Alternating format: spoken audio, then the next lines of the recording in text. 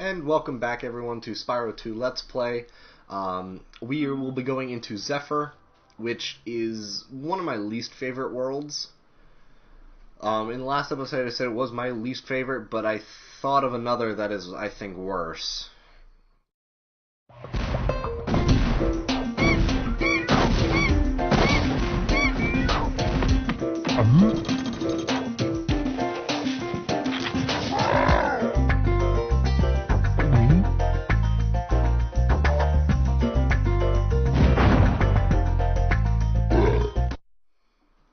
How tough are you that you can just ingest a bomb and, not die?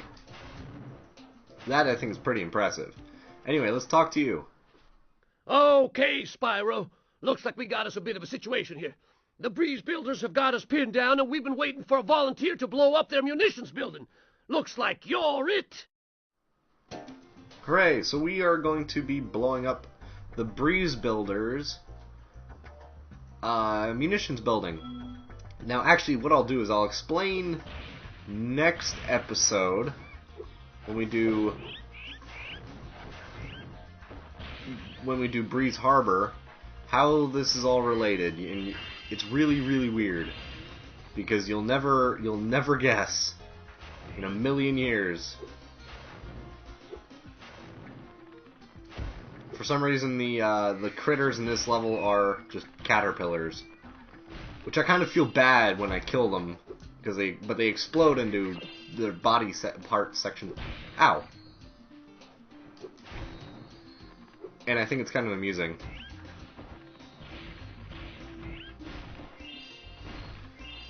But this music in this level is very, very reminiscent of the original Spyro. The Dragon music, which, if you guys have played, or at least watched my Let's Play of, you'll probably hear, or if you want to look up Spyro the Dragon soundtrack, which will ultimately also give you the same feeling.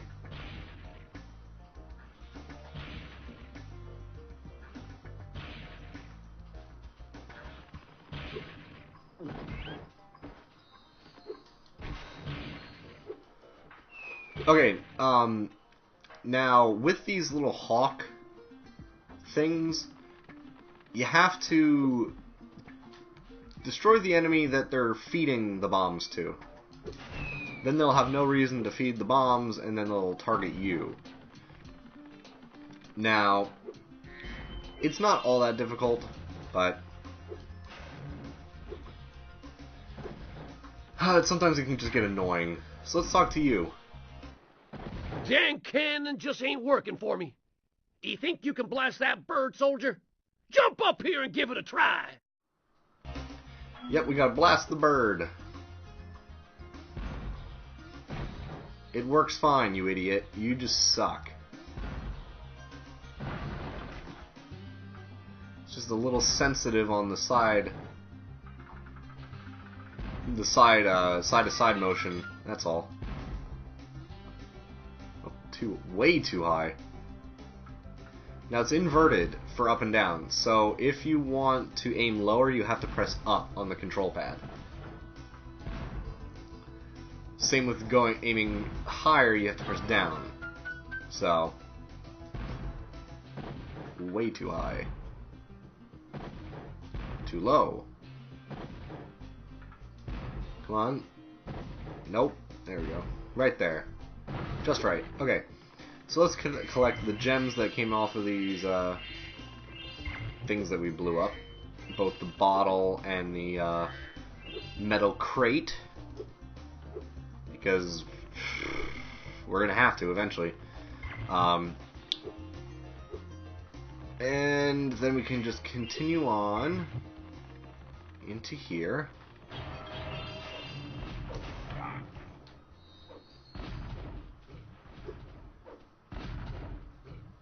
Now, he doesn't have a supplier that's giving him the TNT barrels.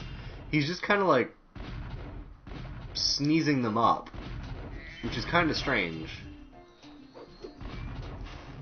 But whatever, we'll ignore it. Here's one of the more adorable little things. The little bird is chasing the caterpillar. The caterpillar's freaking out, so... Oh, you... Don't bitch slap me. That's not nice. Oh... You'd think that these things wouldn't be able to hurt you much, but... You get too close and... They're disastrous. And that guy, if you don't hit him, you can't kill him, but hey.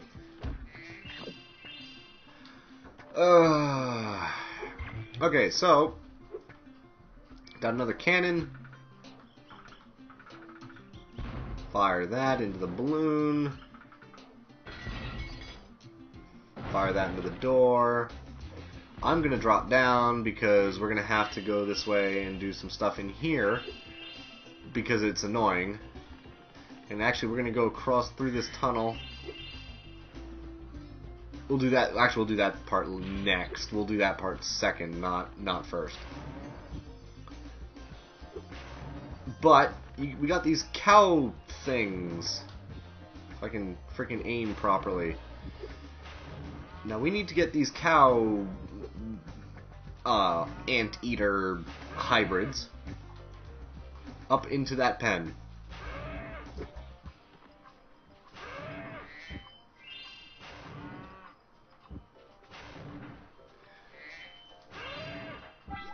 And we need 5 of them. But just for posterity, let's talk to you, the effeminate blob with the sheep herder staff. My name is Little Bo Peep, and I have lost my cowlicks. With these battles going on all the time, they keep running away. Can you help me get them back into my pen? Yeah. I like the voice acting they did for this level. They yeah. Anyway, moving on. 3 out of 5 stars, get 5 cowlicks into the pen. No big deal. Straightforward and mostly easy. Now, you have 2 different... If you charge the cowlicks, they go distance. If you flame them, they go high. They jump higher. So, distance-wise, just charge them. Sometimes you charge them over the pen, though. Which isn't good. Not good at all. But, let's get this one in. Okay, so that's 3 out of 5. Now, let's go up this ladder, which will allow us to get the other cowlicks. And we can't get them up, but they conveniently gave us a super flame power-up. Now the super flame power-up... Oh.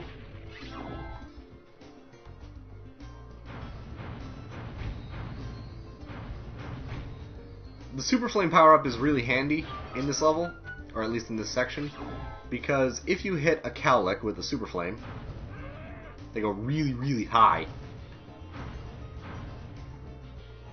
Sometimes you don't want them to. You want them to go in the proper direction.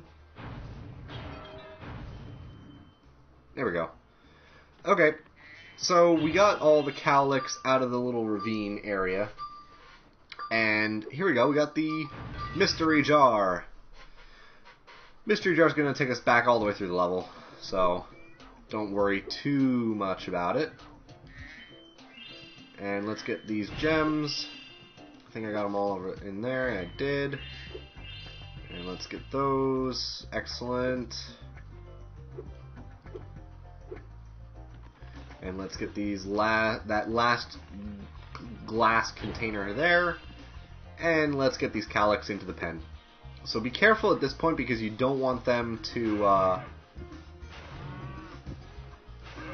run back into the ravine. But you can flame them off the cliff and they're fine. I don't know how they survive the fall, but whatever. Thanks, Spyro. Here's a little something, you know, for the effort. So we're getting another orb, which is our 32nd, which means we are officially 50%. There are 2 more cowlicks out there somewhere, but I haven't seen them in days. Oh, wonderful. Get 2 more cowlicks into the pen, 3 out of 5 stars. This is actually one of the more tedious ones because we have to bring them really, really far. So let's go this way, and we'll start. Well, actually, we'll start the second orb quest area thing. What light from yonder window breaks? That window up there, dummy. The professor said he was working on a way to help me get back with Juliet, but I haven't seen him in a long time. Yeah, we have to get to Juliet, which you can kind of see up in the background, in the top background area. So let's see. And we have to find the professor.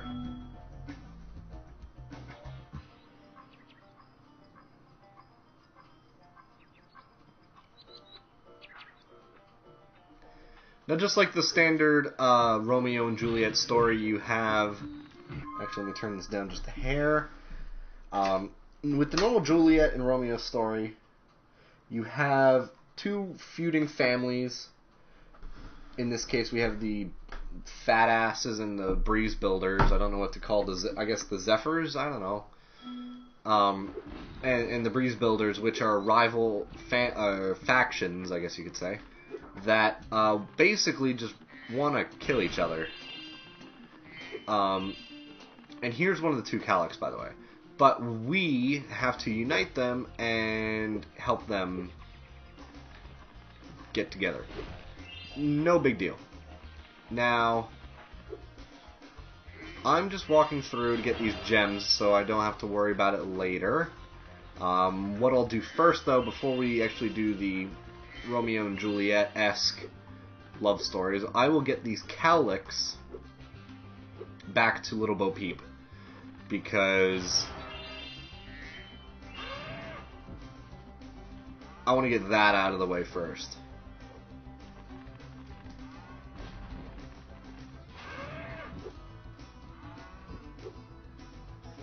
And it shouldn't be too hard. I just need to get them to a certain point, so then we can, come on. Come on. Come on. There we go. Stay there. So let's go get the second cowlick.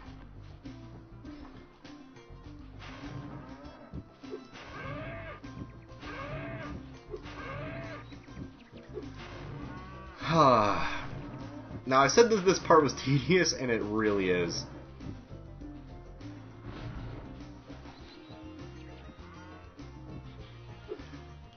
I've had instances where they actually blocked each other when I was trying to shoot them across that chasm. I've had instances where they landed and then they walked off, which they're not programmed to do. They're programmed to stay on whatever plane they're at and not fall down unless it's like you hit them. But for whatever reason, they wouldn't stay put, and I had to actually reset my PS1 in order to fix it, because that's when I still had the PlayStation 1. I have since gutted and sold it because I didn't need it anymore now that I have the PS3. But it was really, really annoying, I must say. No, it's not what I wanted. No, it's not what I wanted. Not what I wanted. There we go. That's what I wanted.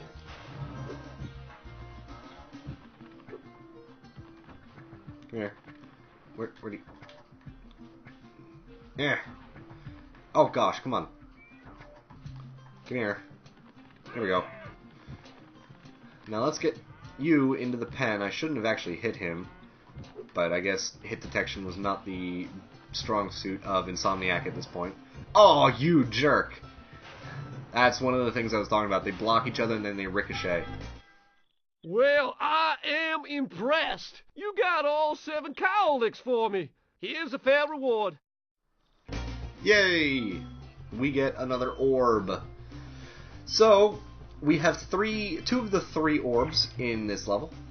Actually, I think, yeah, 2 out of the 4 orbs, I'm sorry. Now, the other 2 will be down here with the Romeo and Juliet side quest. So let's go talk to the professor, who was all the way over here. Now he will explain what we have to do and what these patches mean. So let's talk to you. Spyro, my boy, I've got a magic bean, seed, for you in here somewhere. Here it is. Why don't you plant it in the ground and see what grows? Two things. First, he actually knows the differences between a bean and a seed, which they are technically different things botanically. Second, I find it a bit unsettling that he doesn't know what is going to happen unless he's, like, you know, the seed by holding down... if he's, like, trying to, surprise us or something. But, we have to plant seeds in order to get to Juliet. Now, he did say we can flame a seed in order to make it shrivel, and we can reclaim the seed then. But what we first have to do is collect the second seed. Now this is where it gets really tedious, because you have to run back and forth between two separate areas in order to get these seeds back, since you can only carry one item at a time in your mouth. And that is part of the reason why Insomnia Games ceased to develop the Spyro series, because he doesn't have hands. You can only do so much with a character that doesn't have opposable thumbs. So, let's see if I remember how to do this puzzle.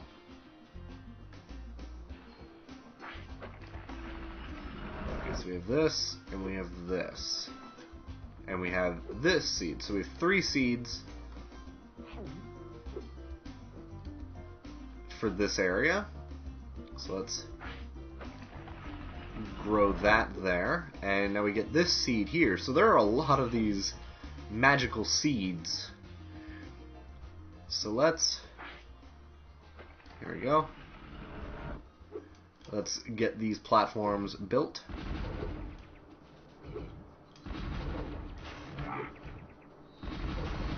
Oh, ow, got hit. Not good. Okay, but no big deal. Just aim generally where the seed will have to go, and it'll target for the most part automatically and track into the patch of dirt or whatever. Now you might be wondering, how in the hell did the professor get here? Well done, my boy! Here are 2 more seeds to get you the rest of the way. Oh, and take this with you if you don't mind. It's been cluttering up my pockets. I don't know how he got here, to be quite honest. But anyway, we get 2 more seeds, and we get an orb. Now, he says it's been cluttering up his pockets, but he neglects to remember we don't have pockets. I guess we've been storing the orbs in the guidebook, but... oh... I am not 100% certain as to how Spyro's been doing this.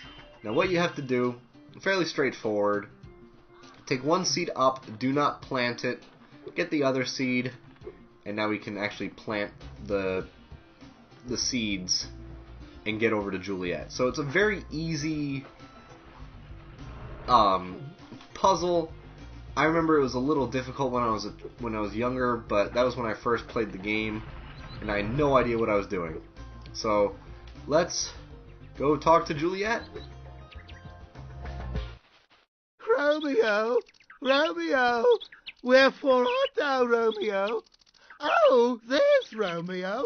You can have this. I don't need it anymore. Okay, what I would like to point out is A, the voice, which I thought was hilarious when I first heard it. Second, wherefore art thou, Romeo, is not where are you, Romeo. It's why are you a Romeo? Because it's like, why do you have to be part of that family, the family in which my family is feuding with? So, little literary lesson for you guys. The more you know. But here we go. We get our 4th orb for this level. So now what we can do is we will watch this little weird... Oh god, that flies really weird.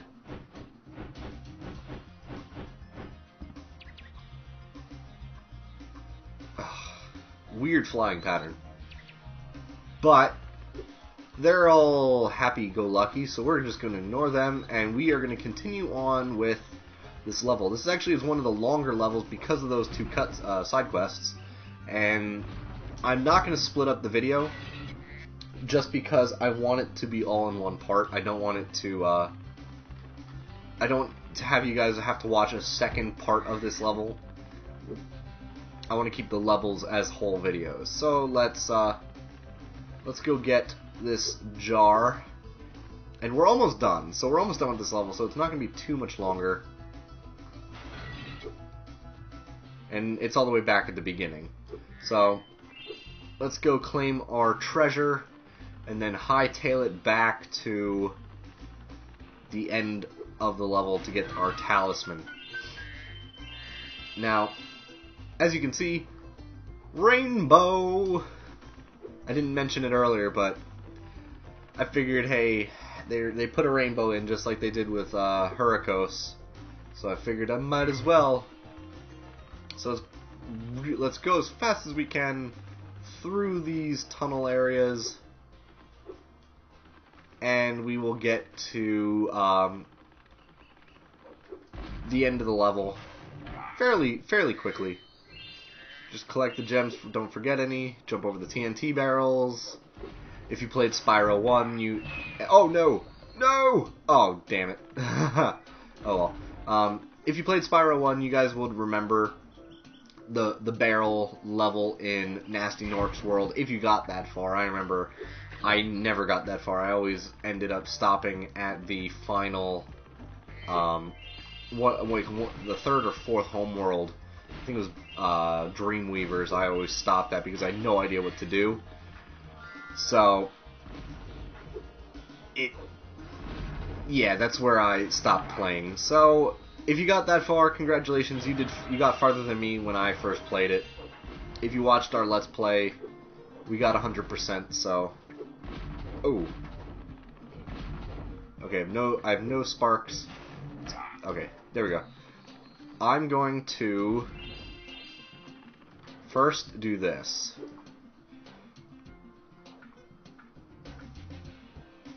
First, I'm going to break that. Second,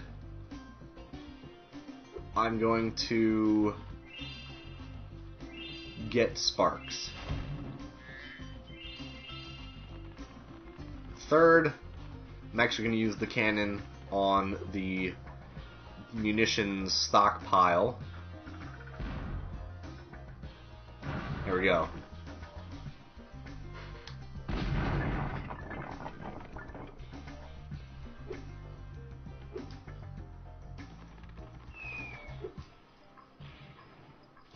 So let's ignore talking to him for a second. And we're missing one. We're missing one. Okay, Sparks says it's over that way. So let's follow. Oh wait. So, oh no, it's all the way. It's near the beginning. I'm sorry, guys. Easy way to tell if you miss gems. Hold down all 4 shoulder buttons on the PS1 controller, or on the controller, and Sparks will point the way to any missing gems.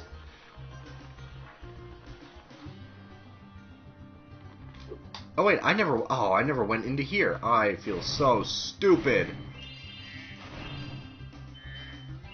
There we go. Wow, I am stupid. I'm sorry, guys. I completely forgot that I opened the door, but I never actually went in. So, sorry about that. But yeah, that's a quick little handy tip for you guys if you guys want to find out where you missed any of the gems in Spyro 2. In any level, you just have to hold down the 4 shoulder buttons, and you will be able to see where they are. So let's talk to you. Wow! What an explosion! It sure is a good thing I had my helmet on. Oh yeah, the Colonel wanted me to give this talisman to you if you got through the breeze builder defenses. Good job, soldier! Yeah, the Colonel, which he's a corporal. Never mind. But yeah, we get the talisman for Zephyr, and that we got through the breeze builder defenses and destroyed the munition stockpile. So it's a ruby bomb, essentially. So now that Zephyr is complete, that is the end of the episode. Let's see the final end cutscene.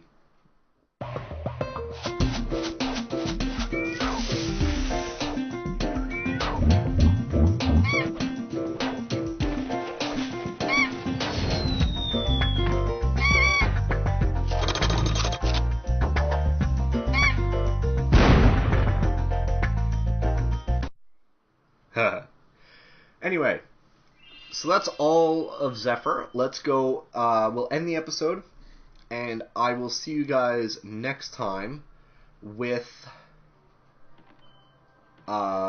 Breeze Harbor, and I will explain why the last episode and this episode will be linked, so to speak.